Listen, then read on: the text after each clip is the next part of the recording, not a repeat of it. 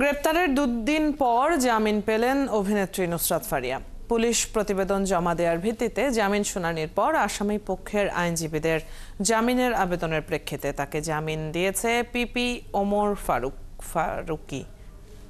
রাজধানীর ভাটারা থানার শিক্ষার্থী এনামুল হক হত্যা চেষ্টা মামলায় নুসরাত ফারিয়াকে সোমবার দুপুরে কাশিমপুরে মহিলা কারাগারে পাঠানো হয়েছে। এর আগে আংশিক শুনানি হয়। পুলিশ প্রতিবেদন দেয়া সাপেক্ষে 22 মে জামিন শুনানির দিক ঠিক করেন আদালত। এর আগে রবিবার থাইল্যান্ড যাওয়ার সময় নুসরাত ফারিয়াকে শাহজালাল বিমানবন্দর থেকে আটক করে ভাটারা থানা হয়ে ডিবি হেফাজতে নেওয়া হয়।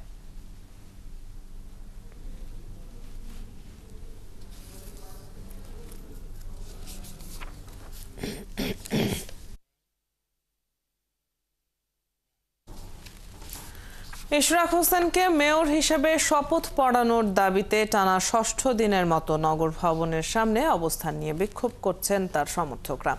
সকালে নগর ভবনে অবস্থান নিয়েছেন তারা। দাবি আদায় না হওয়া পর্যন্ত এই আন্দোলন চালিয়ে যাবার ঘোষণা দিয়েছেন আন্দোলনকারীরা। তাদের অভিযোগ, বিএনপির জনপ্রিয়তাকে হিংসা করেই নির্বাচন কমিশনের গেজেট প্রকাশের পরও ইশরাক হোসেনকে শপথ পড়ানো হচ্ছে না। দাবি আদায় না হলে আরও কঠোর কর্মসূচির হুঁশিয়ারি দেন তারা। এদিকে বিক্ষোভকারীদের টানা আন্দোলনের কারণে বন্ধ রয়েছে সব ধরনের নাগরিক সেবা। এতে ভোগান্তিতে পড়েছেন সেবাগ্রহীতারা।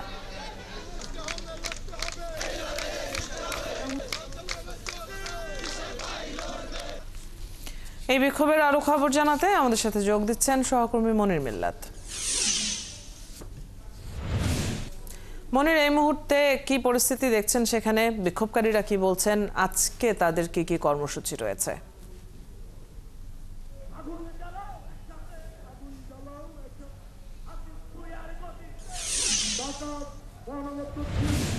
দেখুন, গত কয়েকদিন ধরে আসলে বিক্ষোভটি চলছে এবং আমি নিজেও দুদিন এই বিক্ষোভ কাভার করেছি। তবে আজকে যেটা মনে হয়েছে যে ইশরাক হোসেনকে মেয়র হিসেবে দায়িত্ব দেবার দাবিতে সবচেয়ে বড় বিক্ষোভ কর্মসূচিটি আজকের দিনে হচ্ছে। কারণ সকাল 9টার পর থেকে আমরা দেখেছি যে ঢাকার বিভিন্ন জায়গা থেকে ইশরাক হোসেনের কর্মী সমর্থক যারা রয়েছেন তারা নগর ভবনের সামনে এসে জড়ো হন এবং সময়ের সাথে সাথে বিক্ষোভকারীদের সংখ্যা কিন্তু বাড়ছে। আপনি নিশ্চয়ই দেখতে পাচ্ছেন যে মিছিল নিয়ে লোকজন এই জায়গাতে জড়ো হচ্ছেন। মূলত ঢাকাবাসীর ব্যানারে এই আন্দোলনটি হচ্ছে, কিন্তু আজকের দিনে সকাল থেকে আমরা দেখছি যে ঢাকা মহানগর দক্ষিণ বিএনপির বিভিন্ন ওয়ার্ড এবং থানার বিএনপি, যুবদল, শ্রমিক দলের যারা নেতাকর্মী রয়েছেন তারা এখানে এসে আজকের এই বিক্ষোভে অংশগ্রহণ করছেন এবং তাদের যে দাবি, গত কয়েকদিন ধরে আসলে যে ইস্যুতে আন্দোলন চলছে যে ইশরাক হোসেনকে দ্রুত শপথ পড়িয়ে মেয়রের দায়িত্ব দেয়া, সেই দাবি আরও একবার আজকের এই বিক্ষোভ থেকে তারা তুলে ধরছে। আনুষ্ঠানিকভাবে বিক্ষোভ সমাবেশের কার্যক্রম শুরু হয়নি। আমরা দেখছি যে ঢাকার বিভিন্ন থানা এবং ওয়ার্ড থেকে মিছিল নিয়ে এখানে নেতাকর্মী এবং ইশরাক হোসেনের যারা কর্মী সমর্থক রয়েছেন তারা এই জায়গাতে জড়ো হচ্ছেন। যে কারণে আপনার গুলিস্তানের গোলাপশাহ মাজার থেকে শুরু করে ফুলবাড়িয়া মুখী যে সড়ক রয়েছে সেই সড়কের দুই পাশে আজকে বলা চলে যে 6ষ্ঠ দিনের মতো যান চলাচল পুরোপুরি বন্ধ রয়েছে। একেবারে মূল যে গেট রয়েছে নগর ভবনের, সেই গেটের সামনে আমরা দেখেছি যে 3টি পিকআপ ভ্যানের মাধ্যমে একটি স্থায়ী মঞ্চ সেখানে তৈরি করা হয়েছে এবং সেই মঞ্চ থেকে মূলত এই বিক্ষোভ সমাবেশের কার্যক্রম চলছে। নগর ভবনের পকেট গেট যেটি রয়েছে সেটি খোলা রয়েছে, শুধুমাত্র সিটি কর্পোরেশনের 2-1 শ্রমিক কর্মকর্তা কর্মচারী তারা ভেতরে যাওয়ার সুযোগ পাচ্ছেন। কিন্তু আমরা নগর ভবনের ভেতরে যাওয়ার চেষ্টা করেছি, সেখানে সবগুলো গেটেই তালা দেয়া, যে কারণে সিটি কর্পোরেশনে যারা কর্মকর্তা রয়েছেন কিংবা কর্মচারী রয়েছেন তারা কিন্তু নগর ভবনের ভেতরে তাদের যে দপ্তর কিংবা তাদের যে কক্ষ যেগুলো রয়েছে সেগুলোতে যাবার সুযোগ পাচ্ছেন না। বলা চলে যে 6ষ্ঠ দিনের মতো ঢাকা দক্ষিণের নগর ভবন কার্যত অচল এবং এখান থেকে যে নাগরিক সেবাগুলো প্রতিনিয়ত দেওয়া হয় সেই নাগরিক সেবা কার্যক্রম পুরোপুরি বন্ধ রয়েছে। শুধুমাত্র যে এই নগর ভবন এই পরিস্থিতি এরকম সেরকমটি নয়, ঢাকা দক্ষিণের যে 10টি আঞ্চলিক কার্যালয় রয়েছে আমরা খবর পেয়েছি যে সেই সমস্ত কার্যালয়েও তালাবদ্ধ রয়েছে এবং সেখান থেকেও নাগরিক সেবা কার্যক্রম যেগুলো রয়েছে সেগুলো পুরোপুরি বন্ধ রয়েছে। যে কারণে সেবা গ্রহীতা যারা রয়েছেন, কারণ প্রতিনিয়ত এখানে জন্ম সনদ, মৃত্যু সনদ, ট্রেড লাইসেন্স সহ নানান ইস্যুতে নগরবাসী এখানে আসেন, নানা ধরনের সেবা এখান থেকে নিয়ে থাকেন, সেই কার্যক্রম কিন্তু পুরোপুরি বন্ধ রয়েছে, পুরোপুরি অচল হয়ে পড়েছে। আর বিক্ষোভকারী যারা রয়েছে করেছেন তারা বলছেন যে বিষয়টি তারা দ্রুত সুরাহাত চান, যেহেতু নির্বাচন কমিশন থেকে এরই মধ্যে গেজেট দেওয়া হয়েছে, কিন্তু স্থানীয় সরকার বিভাগ, স্থানীয় সরকার মন্ত্রণালয় ইশরাক হোসেনকে শপথ পড়ানোর কোনো ধরনের ব্যবস্থা নিচ্ছেন না, সেই জায়গাতে গাফিলতি হচ্ছে। সেই কারণে তারা চাচ্ছেন দ্রুত এই বিষয়টির সমাধান হোক। আমরা তাদের কাছে প্রশ্ন করেছিলাম যে এখানে দুর্ভোগ হচ্ছে, নগরবাসী নাগরিক সেবা থেকে বঞ্চিত হচ্ছে, সেই বিষয়টি তারা নিয়ে আসলে তারা কী ভাবছেন। তারা যেটি বলছেন যে নগরবাসীর কষ্টের কথা তারা জানেন, কিন্তু এখানে নির্বাচিত একজন মেয়র না থাকার কারণে এখানে এক ধরনের সংকট তৈরি হয়েছে, সেই সংকটের তারা অবসান চান। শুধুমাত্র এখানে ইশরাক হোসেনের কর্মী সমর্থক কিংবা বিএনপির বিভিন্ন অঙ্গ সহযোগী সংগঠনের নেতাকর্মীরাই নয়, নগর ভবনের, সিটি কর্পোরেশনের যারা শ্রমিক কর্মচারী রয়েছেন তারাও এই আন্দোলনের সাথে একাত্মতা প্রকাশ করেছেন। আমরা মূল গেটে দেখছি এখানে বিক্ষোভ চলছে, তার পাশাপাশি নগর ভবনের ভেতরেও শ্রমিক কর্মকর্তা কর্মচারী যারা রয়েছেন। আপনি খবরাখবর রাখছেন এই বিষয়ে, আছেন সেখানে নিশ্চয়ই। এই বিক্ষোভকারীদের কর্মসূচির আরও আপডেট তথ্য আমরা পরবর্তী সংবাদে আপনার মাধ্যমে দর্শকদেরকে জানাতে পারবো। দর্শক সহকর্মী মনির মিল্লাত আমাদের সাথে যুক্ত ছিলেন এতক্ষণ নগর ভবনে বিক্ষোভের খবর নিয়ে। ঢাকা দক্ষিণ সিটি কর্পোরেশনের মেয়র হিসেবে বিএনপি নেতা ইশরাক হোসেনকে শপথ না পড়ানোর নির্দেশনা চেয়ে উচ্চ আদালতে করা রিট আবেদনের শুনানি হবার কথা রয়েছে। হাইকোর্টের বিচারপতি মোহাম্মদ আকরাম হোসেন চৌধুরী ও বিচারপতি দেবাশিস রায় চৌধুরীর বেঞ্চে এই শুনানি হবার কথা রয়েছে। শুনানিতে যুক্তিতর্ক উপস্থাপন করবেন ইশরাক হোসেনের আইনজীবী। এর আগে ইশরাককে ঢাকা দক্ষিণ সিটি কর্পোরেশনের মেয়র হিসেবে শপথ না পড়ানোর নির্দেশনা চেয়ে হাইকোর্টে রিট করা হয়। সেই সঙ্গে রিটে বিএনপির বৈদেশিক বিষয়ক কমিটির সদস্য ইশরাক হোসেনকে মেয়র ঘোষণা করা ঢাকার প্রথম যুগ্ম জেলা জজ ও নির্বাচনী ট্রাইব্যুনালের বিচারকের বিরুদ্ধে শাস্তিমূলক ব্যবস্থা গ্রহণের নির্দেশনাও চাওয়া হয়।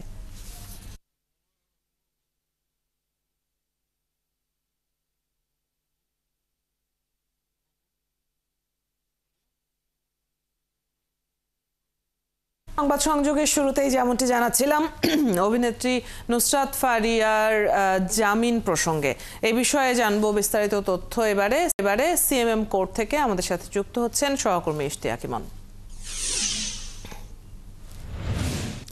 ইমন, নুসরাত ফারিয়ার জামিন নিয়ে আইনজীবীদের তরফ থেকে কি বলা হয়েছে, আজ আদালত পর্যবেক্ষণে কি জানিয়েছে, বলবেন বিস্তারিত।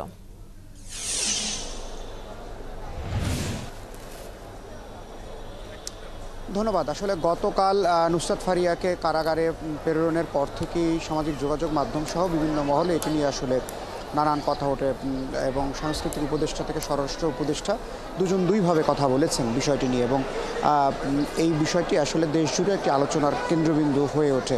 রোববার তাকে শাহজালাল আন্তর্জাতিক বিমানবন্দর থেকে গ্রেপ্তার করা হয় ভাটার থানার একটি হত্যা চেষ্টা মামলা। এরপর তাকে কালকে কারাগারে প্রেরণ করা হয় এবং সেখানে গতকাল যখন কারাগারে প্রেরণ করা হয় তাকে, তখন বলা হয়েছিল যে পুলিশি প্রতিবেদনের উপরে ভিত্তি করে তার পরবর্তী শুনানিতে যে বিষয়গুলো পুলিশ যে প্রতিবেদন দিবে তার উপর আসলে নির্ধারণ করবে অনেক কিছু, কিন্তু পুলিশ স্বপ্রণোদিত হয়ে সেই প্রতিবেদনটি আগাম দিয়ে দিয়েছে, যে কারণে নুসরাত ফারিয়ার যারা আইনজীবী রয়েছেন তারা বিষয়টি মুভ করেছেন। নুসরাত ফারিয়ার আইনজীবী আমাদের সাথে আছেন, আমরা একটু তার মুখেই শুনতে চাই আসলে কি প্রক্রিয়ায় জামিনটি হলো, কেন এত দ্রুত। আমরা তো জানতাম যে 22 তারিখে তার শুনানি ধার্য ছিল, কেন হঠাৎ করে এরকম দিন ধার্য হলো এবং নুসরাত ফারিয়ার শুনানিতে কি হলো?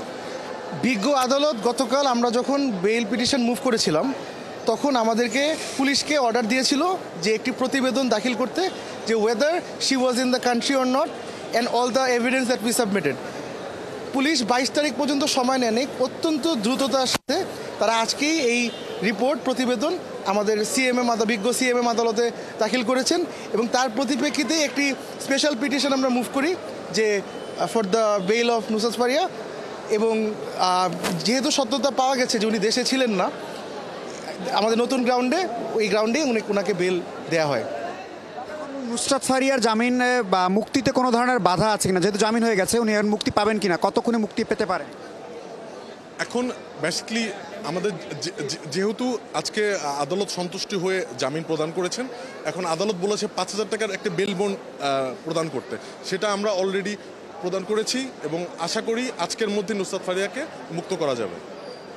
রাষ্ট্রপক্ষ সে ধরনের কি আদালতে শুনানিতে কি ধরনের আর্গুমেন্ট করলেন? ওনারা তো গতকালকে গ্রাউন্ডে বললেন যে তিনি হত্যা চেষ্টা সহকারে নানানভাবে জুলাই আন্দোলনের বিরোধী একটা পক্ষ হিসেবে জড়িত ছিলেন, এই বিষয়টিকে আজ তারা কোনোভাবে উপস্থাপন করেছে কিনা? আজকে রাষ্ট্রপক্ষ থেকে অন্য আরেকজন বিজ্ঞ আইনজীবী উপস্থিত ছিলেন এবং উনি after the report was submitted উনি আর ওরকম অপোজ করেননি। উনি বলেছেন মামলাটা তদন্তাধীন এবং চলমান প্রক্রিয়া একটা ক্রিমিনাল ডিউ প্রসেসে যেভাবে আগাচ্ছে সেভাবে আগাবে। But for now we have as lawyers of Nusrat Faria, আমি ফারহান এবং ইফতেখার অনামিকা, আমরা we have secured the value of Nusrat Faria. কতদিনের জামিন ওনাকে দেওয়া হয়েছে? পরবর্তী পুলিশ রিপোর্ট দাখিল করা পর্যন্ত।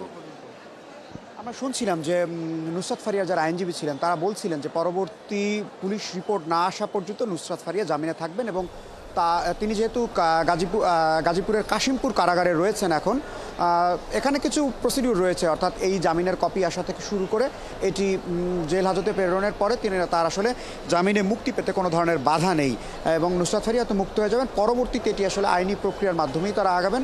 রাষ্ট্রপক্ষের সাথে আমাদের কথা হয়েছে, রাষ্ট্রপক্ষ যেমনটি জানিয়েছেন যে পুলিশ প্রতিবেদন যেহেতু এসেছে এবং তিনি অর্থাৎ নুসরাত ফারিয়া এই যখন জুলাই আন্দোলন চলছিল তখন 9 জুলাই থেকে 13ই আগস্ট পর্যন্ত দেশের বাইরে ছিলেন, এই বিষয়টি আসলে আদালত আমলে নিয়েছে এবং শুনানিতে এই বিষয়টি সে যেহেতু দেশের বাইরে ছিল এবং হত্যা চেষ্টা আসলে কিভাবে সে জড়িত সেই রকম পুলিশ রিপোর্টও পরিষ্কারভাবে কোনো কিছু বলা নেই যে তার আসলে যে তিনি অর্থের যোগানদাতা বলা হয়েছিল গতকাল, কিন্তু তিনি আসলে কোন মারফতে কিভাবে অর্থ দিয়েছেন সেই বিষয়গুলো যেহেতু পরিষ্কার হয়নি, সে কারণেই আসলে আদালত আসামি পক্ষ থেকে যে ধরনের এই উপস্থাপন করা হয়েছে যুক্তিতর্কগুলো তার ভিত্তিতেই আসলে আজ নুসরাত ফারিয়া জামিন দেওয়া হয়েছে। ধন্যবাদ, আপনার কাছ থেকে আমরা বিস্তারিত জেনে নিচ্ছিলাম এই বিষয়ে। ধন্যবাদ যুক্ত হবার জন্য। দর্শক, সিএমএম আদালত থেকে সহকর্মী ইশতিয়াক ইমন আমাদের সাথে যুক্ত ছিলেন। নুসরাত ফারিয়ার জামিন প্রসঙ্গে জানছিলাম তার কাছ থেকে।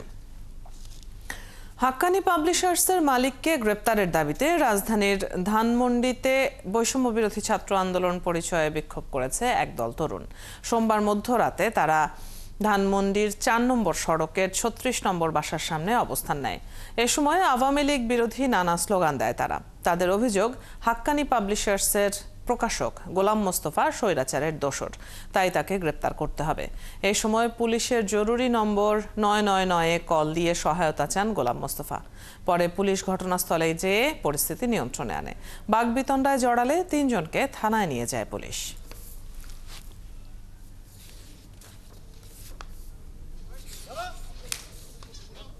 আমি মামলা করব কিন্তু আপনাকে এটা বলতে হবে যে মামলা করার আগ পর্যন্ত আপনাকে এখানে ওনাকে ধরে রাখতে হবে। যদি ওখান থেকে উনি সরে যায়, পালাই যায়, তাহলে সবগুলো দায়ভার আপনাকে নিতে হবে। আমি নিলাম, ঠিক আছে, কিন্তু চলেন আমি মামলা করে দেব।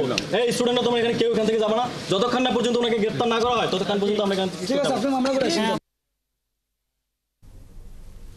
2 দিনের সফরে আজ ঢাকা আসছেন নরওয়ের আন্তর্জাতিক উন্নয়ন প্রতিমন্ত্রী স্টাইন রেনাতে জেহিম। তার সফরে রোহিঙ্গা সংকটকে প্রাধান্য দেওয়া হবে। প্রতিমন্ত্রী ঢাকায় তার সফরকালে সরকারের বিভিন্ন পর্যায়ের উপদেষ্টাদের সাথে বৈঠক করবেন। তিনি প্রধান উপদেষ্টা ডক্টর মোহাম্মদ ইউনূসের সঙ্গে সৌজন্য সাক্ষাৎ করবেন। এছাড়া রোহিঙ্গা বিষয়ক প্রধান উপদেষ্টা খলিলুর রহমান, পররাষ্ট্র উপদেষ্টা মোহাম্মদ তৌহিদ হোসেন এবং পরিবেশ ও জলবায়ু উপদেষ্টা সৈয়দা রিজওয়ানা হাসানের সঙ্গেও আলোচনা করবেন। এই সফরে তিনি কক্সবাজারে রোহিঙ্গা ক্যাম্প পরিদর্শনে যাবেন। এছাড়া বাংলাদেশে নরওয়ের বিভিন্ন উন্নয়ন প্রকল্প ঘুরে দেখারও কথা রয়েছে তার। পররাষ্ট্র মন্ত্রণালয় আরও জানায়, রোহিঙ্গা ইস্যুই তার সফরের প্রধান লক্ষ্য। তবে জলবায়ু পরিবর্তন, টেকসই উন্নয়ন সহ কিছু গুরুত্বপূর্ণ বিষয়েও আলোচনা হবে। নরওয়ের এই প্রতিমন্ত্রী বৃহস্পতিবার সকালে ঢাকা ত্যাগ করবেন।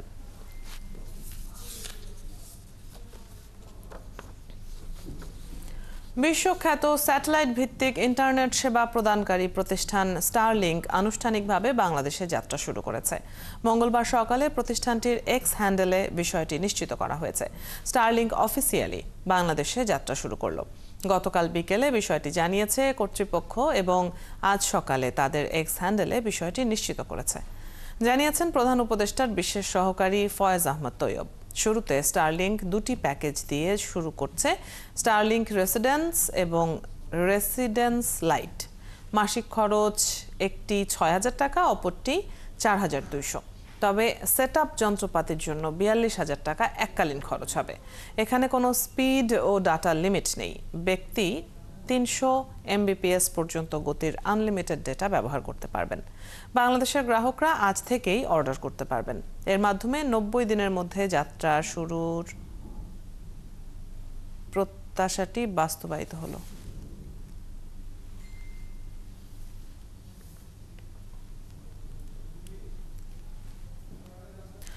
টানা বৃষ্টি ও পাহাড়ি ঢলে কুড়িগ্রামে সবকটি নদ নদীর পানি বাড়ছে। এতে একের পর এক রবি শস্য পানির নিচে তলিয়ে যাচ্ছে। বিপাকে পড়েছেন কৃষক। তবে স্থানীয় পানি উন্নয়ন বোর্ড বলছে, তিস্তা, ব্রহ্মপুত্র ও ধরলা নদীর পানি বাড়লেও বিপদসীমার অনেক নিচ দিয়ে বইছে। তাই এই মুহূর্তে বন্যার কোনো আশঙ্কা নেই। রাজু মুস্তাফিজের তথ্য ও ছবিতে প্রতিবেদন। টানা বৃষ্টিতে কুড়িগ্রামের তেস্তা, দুধকুমোর, ধরলা, ব্রহ্মপুত্র সহ বিভিন্ন নদ নদীর পানি বাড়ছে। আর এর সাথে ভেসে যাচ্ছে চরের কৃষকদের স্বপ্ন। এলাকাবাসী জানান ৩-৪ দিন ধরে পানি বাড়ছে। এতে কুড়িগ্রাম সদর, চর রাজীবপুর, রোমারী, রাজারহাট, উলিপুরের নিচু এলাকার বিভিন্ন ফসলের ক্ষেত ডুবে গেছে। বন্যার কারণে ভুট্টা পানির থেকে তুলি লাগতেছে। এই খরচ আমাদের যতগুলো খরচ হলো, এই খরচ তো আমাদের উঠবে না। এখন সরকারের পক্ষ থেকে কিছু সাহায্য যদি করলে হয় তাহলে বিশেষ উপকার হলে। কৃষকরা আরও জানান, পানির নিচে থাকা রবি শস্যের মধ্যে আছে বাদাম, পাট, ভুট্টা, কাউন, মুগ ডাল, মরিচ সহ বিভিন্ন শাকসবজি। এসব ফসল ডুবে থাকায় বড় ধরনের লোকসানের মুখে পড়বেন তারা। যে পরিমাণে ধান উৎপাদন হওয়ার কথা তার অর্ধেক হচ্ছে। এখন উৎপাদন খরচ মনে করেন প্রায় 1700-1800 টাকা পড়তেছে।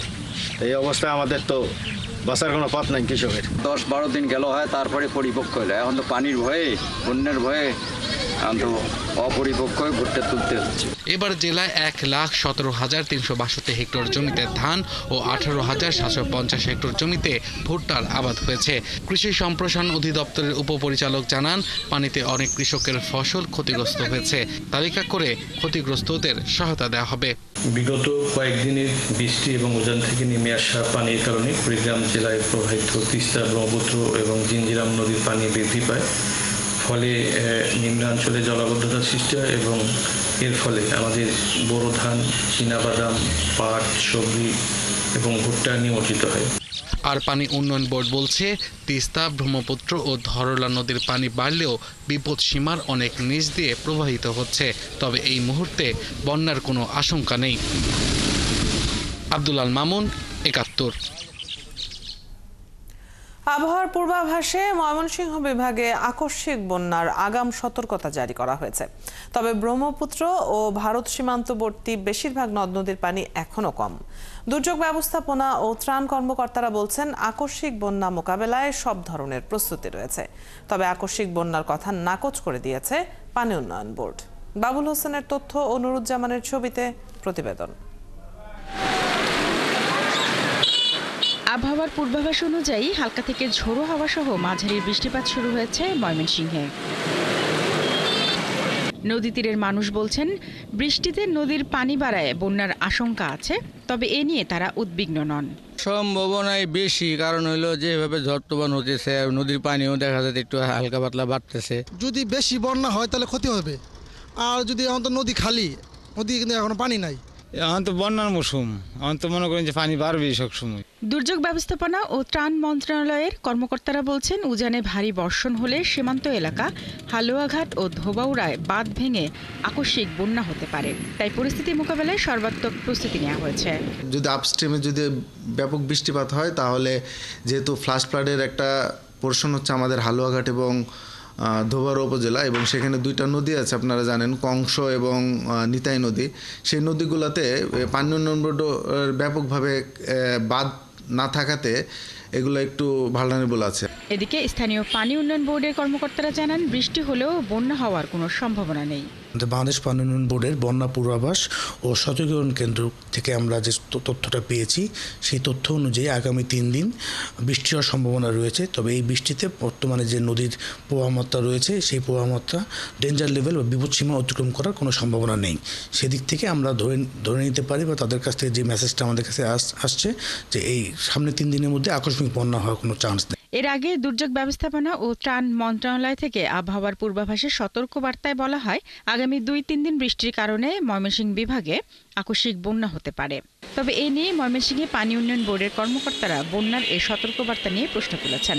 তারা জানান, আগামী 2-3 দিন বৃষ্টি হলেও আকস্মিক বন্যা হওয়ার কোনো আশঙ্কা নেই। শারমিন স্বপ্না, ৭১। ঐতিহাসিক মুল্লুক চল দিবস আজ। 1921 সালের 20 মে ব্রিটিশদের অত্যাচার থেকে বাঁচতে সিলেটের প্রায় 35,000 চা শ্রমিক তাদের জন্মস্থানে ফিরে যেতে চেষ্টা করে। এই সময়ে চাঁদপুরের মেঘনাঘাটে ব্রিটিশ সৈন্যরা নির্বাচনে গুলি করে হাজার হাজার চা শ্রমিককে হত্যা করে। এরপর থেকেই 20 মে মুল্লুক চল দিবস হিসেবে পালন করেন চা শ্রমিকরা। তবে 104 বছরেও স্বীকৃতি পায়নি দিবসটি। আহমেদ ফারুক মিল্লাতের তথ্য ও ছবিতে প্রতিবেদন। 1854 সালে পরীক্ষামূলকভাবে সিলেটের মালিনীছড়া চা বাগানে চায়ের চাষ শুরু করে ইস্ট ইন্ডিয়া কোম্পানি। চা বাগান তৈরির জন্য ভারতের আসাম, উড়িষ্যা, বিহার, উত্তরপ্রদেশ সহ বিভিন্ন এলাকা থেকে শ্রমিকদের আনা হয়। বিশাল পাহাড় পরিষ্কার করে চা বাগান করতে গিয়ে হিংস্র পশুর আক্রমণে নিহত হয় বহু শ্রমিক। ব্রিটিশদের অত্যাচারও বাড়ে চরমে। অব্যাহত নির্যাতনের প্রতিবাদে চা শ্রমিক নেতা পণ্ডিত গঙ্গাচরণ দীক্ষিত ও পণ্ডিত দেওশরণ মুল্লুকে চল বা দেশে চল আন্দোলনের ডাক দেন। 1921 সালের 20 মে প্রায় 35,000 চা শ্রমিক সিলেট থেকে পায়ে হেঁটে চাঁদপুর মেঘনা স্টিমার ঘাটে যান। সেখানে আসাম রাইফেলসের গোর্খা সৈনিকরা নির্মমভাবে চা শ্রমিকদের হত্যা করে নদীতে ভাসিয়ে দেয়। যারা বেঁচে যান তারা বাগানে ফিরে আসেন। যদি সরকারিভাবে এই ছুটিটা নির্ধারণ করা হয় তাহলে আমরা মনে করব আমাদের যে ওই দিবসের যে হত্যার যে দিবসটাকে আমরা স্মরণ করতে পারবো। সঠিকভাবে তদন্ত আমাদের চা শ্রমিকরা জানতে পারলে আজকে আমাদের চা শ্রমিকের এই পরিণতি আছে না দাঁড়ায়। 104 বছর হওয়ার পর আমরা কিন্তু আজও ভূমিহীন। আমরা আজও কিন্তু বলতে পারি না যে আমরা নিজের ভূমিতে বসবাস করছি। এই ঘটনার 104 বছর পার হলেও আজও স্বীকৃতি পায়নি দিনটি। চা শ্রমিক নেতাদের দাবি দিবসটির স্বীকৃতি দেয়া হোক। পানি ও জলের সমস্যা আছে সেটা সরকার যাতে নজর দেয় এবং আমাদের মজুরি যে বৈষম্য আছে সেটাও সরকারের এটা নজর দেয়। 20 মেকে চা শ্রমিক দিবস হিসাবে স্বীকৃতি এবং সৎ বেতনে মজুরির ছুটি প্রদান করে যাতে আমরা পালন করতে পারি সেটা মাননীয় অন্তর্বর্তীকালীন সরকারের মহোদয়ের কাছে আমরা বিশেষ অনুরোধ। আমাদের যে দাবিটা সেটা মুল্লুক চল 20 মে ওইটাকে আমরা ছুটি হিসাবে, সাধারণ ছুটি এবং চা শ্রমিক দিবস হিসাবে আমরা চাচ্ছি যে এটা ঘোষণা হোক। তারা আরো বলছেন, দেশের 168টি চা বাগানের 92টি চা বাগান মৌলভীবাজার জেলায় অবস্থিত। জেলার চা শ্রমিকরা দেশের অর্থনীতিতে গুরুত্বপূর্ণ ভূমিকা রাখলেও তাদের মৌলিক অধিকার, শ্রমের মর্যাদা পান না তারা। ফারদিন নীরব, 71।